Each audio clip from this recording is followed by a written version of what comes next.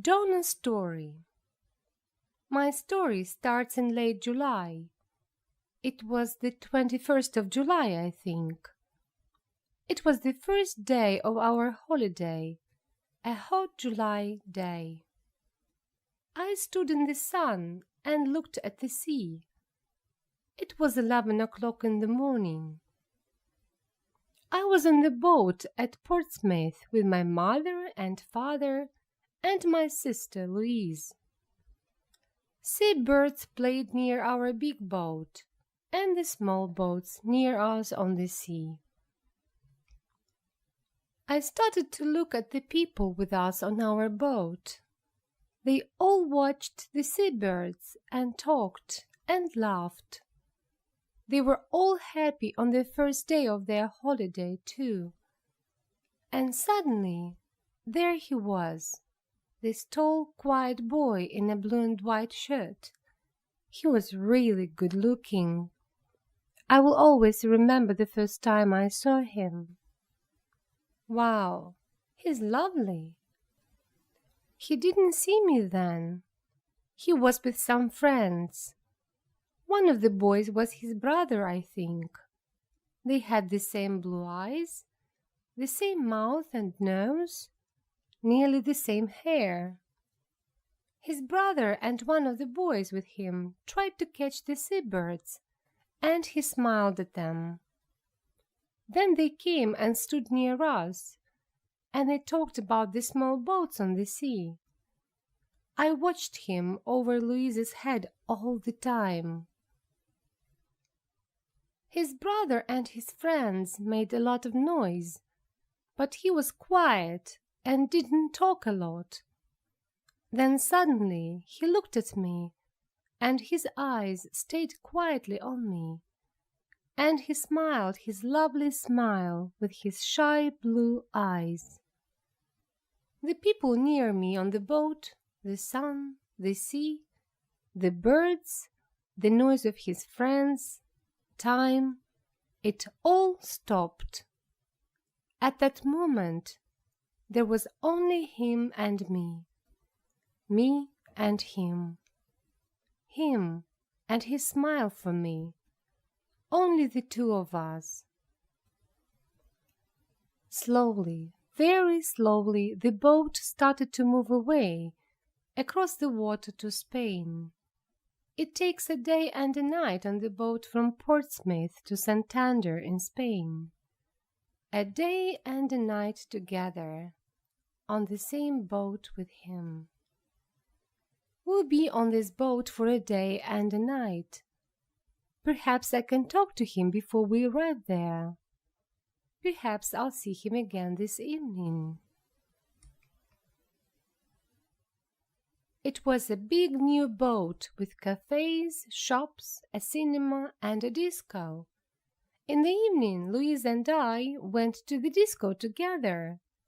We had a Coke and listened to the music and watched the dancers. But he wasn't there. Then suddenly, a tall boy in a black and white shirt came in. It was him. He was with a friend. They stopped and looked slowly at all the people in the disco. It was dark in there, and he stood and looked for a long time. He is looking for me. He wants to see me. Then he saw me, and he smiled a big friendly smile. I wanted to stand up and sing and dance with him. He came across the room and stopped near our table, and he asked me to dance. Suddenly, he wasn't shy with me. We danced together for a long time after that. But then I looked up, and there was a second tall boy in a blue and white shirt at the door of the disco, with the same eyes and the same mouth and nearly the same hair. But the boy near the door had that nice, quiet, shy face, not a big, open, friendly smile. Suddenly I knew This was his brother with me on the dance floor, not him. I was with the wrong brother. He stood for a moment near the door and watched me and his brother on the dance floor with sad eyes. I wanted to run to him, to take his sad face in my hands and say sorry. He looked at me. Then he went away quickly. I stopped dancing, walked back to my table, and sat down. His brother started to dance with Louise. I didn't sleep that night. I thought about him all the time and listened to the noises of the boat and the sea. In the morning, I went to the cafe at 8 o'clock and waited there with my sister for a long time. I wanted to say sorry to him. I had 4 cups of coffee, and I don't really like coffee. But he didn't come. Where was he? Where was he? At 11 o'clock we arrived in Santander. I wanted to stop the boat. I wanted to stop the holiday. I wanted to go back to England. I only wanted to see him again, to talk to him, to ask his name. But he wasn't there. Mark's story. I started Spanish at school in September, and I like it. We've got a good teacher, Old Webb. Mr. Webb, not Old Webb, my mother always says to me. He isn't old, you know. Old Webb, Mr. Webb, always takes some people from our school to a place in Spain for the first 2 weeks of the holidays, every July. Old Webb is okay, not bad for a teacher. We were at Portsmouth with Old Webb, Mr. Webb, and Mrs. Webb. She's from Argentina. All the boys think she's good-looking, too. There were 6 of us with the Webbs. Harry Potts and his sister Sonia, Nick Atkins, he's a good friend, Sue Bellamy, she's clever, my brother Dave and me. We're 14 and we're good friends too, usually. There were hundreds of people on the boat. It was hot in the sun. A lovely day. People watched the sea and the small boats. I liked being in the sun and thinking about the 2 weeks holiday in Spain. Old Webb started one of his stories about Argentina, but I didn't listen. I started to look at the people, and this girl was there, near me, a really good-looking girl with nice brown eyes and black hair. I'm really shy, and I'm not very good with girls. I didn't talk to her then, but I watched her with her sister and her mother and father. Then they walked away, and she smiled at me for a moment before they went. My brother Dave saw her, and he laughed quietly at my red face. I wanted to see her again, perhaps in the cafe at lunchtime, or perhaps in the cinema in the afternoon. But she wasn't there, and I don't remember the film. In the evening, we had a drink with Old Webb and lovely Lucrezia. That's our name for Mrs. Webb. After that, Dave and Harry went to the disco. They wanted to meet some girls. I don't like dancing, but I went to the disco later. I wanted to see her again, the lovely girl with the dancing brown eyes and the nice smile. It was dark in the disco, and I stood near the door and watched the dancers. Then I saw her on the dance floor, and she was with Dave, with my brother Dave. She smiled at him too, a lovely smile. I didn't want to watch. I walked out. I went and looked at the sea and thought about things quietly. I thought about her and Dave. I was up early in the morning, before 6 o'clock. I went out again and watched the early morning sun and the sea. There was only one old man and the seabirds there with me.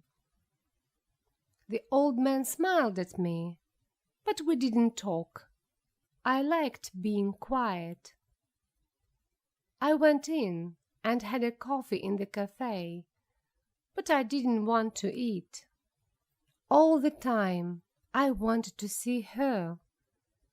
I wanted her to walk into the cafe and come across to my table and sit down with me and tell me her name and talk to me, but she didn't come.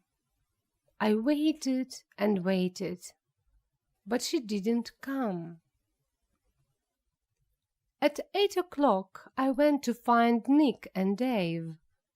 Dave was very quiet all day, and he was really nice to me.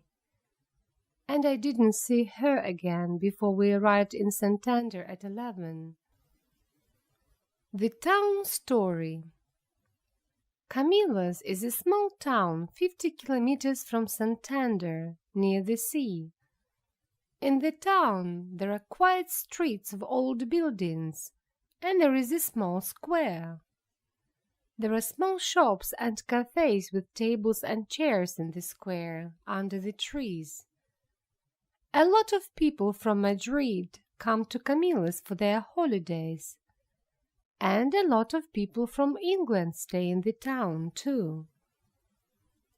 In the evenings in June and July and August, people like to walk in the streets of Camillas. They stop in the square and stand and talk together. Their children play together. Some people sit at the cafe tables and have a drink and watch the children, or read their newspapers, or talk. It was disco night in Camillas on the evening after the boat arrived in Santander from Portsmouth. There were a lot of people in the square, Spanish people from Camillas and Madrid, but families from England and France and Germany and Holland too.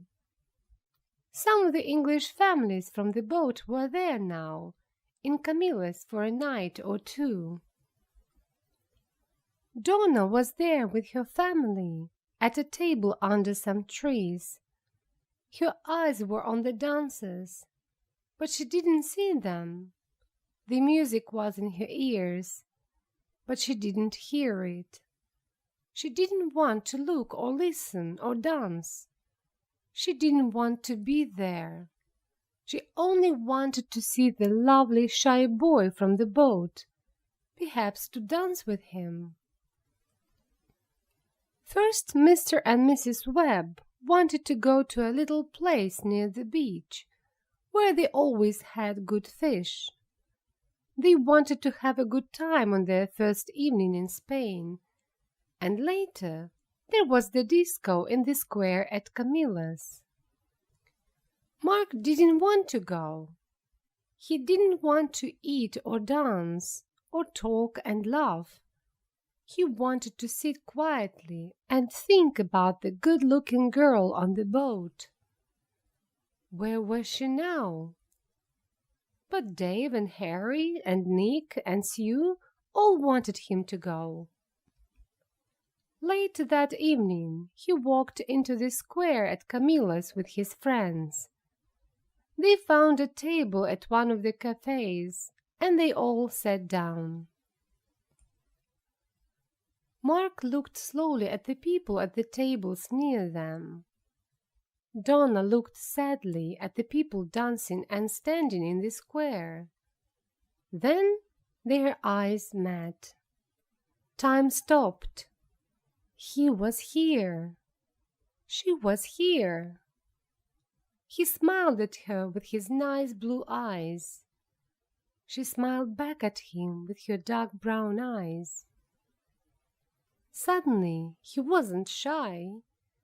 He stood up and started to walk across to her. She was on her feet. Their hands met. She wanted to dance now, only with him. The others watched and smiled. They all knew. And Dave? Dave watched and smiled happily. You see, only Dave really knew the story. Only Dave knew his plan for his brother. And Donna and Mark started to dance. They were together. My plan worked, you see. Mark is always really shy with girls, and I wanted him to move, to get together with that girl. That's why I wanted him to see us at the disco, to stop being shy with girls, to move.